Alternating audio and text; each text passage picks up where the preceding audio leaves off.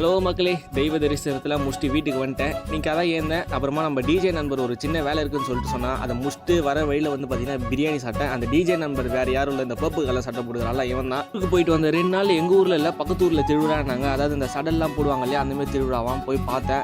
ஏரியாவே வந்து பார்த்தீங்கன்னா ஃபுல் பக்தி மூடில் போயிடுச்சு. அங்கே வந்து பார்த்தீங்கன்னா ஒருத்தர் RX சென்டரில் தெய்வத்தை வச்சுக்கின புகலாம் விட்டு மாதம் வந்து நின்றாரு. அப்புறமா வந்து பார்த்தீங்கன்னா பஸ்ஸு லாரி என்னென்ன இருக்குதோ எல்லாத்தையுமே எடுத்துன்னு இருந்தாங்க. உங்களுக்கு ஒரு டாஸ்க்கு, இந்த ஆரஞ்சு கலர் சொக்கா போட்ட மனுஷன் யாருன்னு தெரிஞ்சால் கம்மலில் சொல்லுங்கள். அப்புறமா வந்து பார்த்தீங்கன்னா பஸ் மேலே ஏறி ஸ்மோக்லாம் போட்டு ஃபன் பண்ணியிருந்தாங்க, செம கூட்டம். அப்புறமா வந்து பார்த்தீங்கன்னா திடீர்னு இடத்துல மட்டும் திடீர்னு கும்பிளிங்காக இருந்துச்சு. என்னன்னு சொல்லிட்டு பார்த்தா 2 டோலியும் 2 டோலர்களும் பாட்டுக்கு செமையாக வைப் பண்ணியிருந்தாங்க.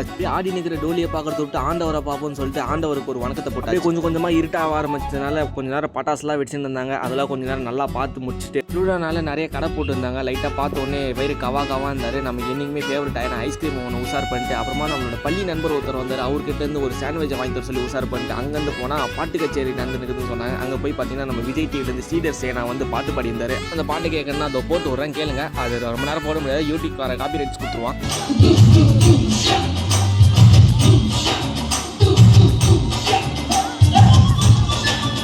நண்பர்களே, பாட்டை கேட்டிங்களா? நல்லா இருந்துச்சா? அதேமாதிரி தான் நல்லா இருந்துச்சு. ஒரு 1/2 மணி நேரம் அங்கே நின்று நல்லா பாட்டெல்லாம் கேட்டு முடிச்சுட்டு வீட்டுக்கு போய் படுத்து தூங்கிட்டேன். நாளைக்கு வரைக்கும் வர அது வரைக்கும் டாட்டா பாய்.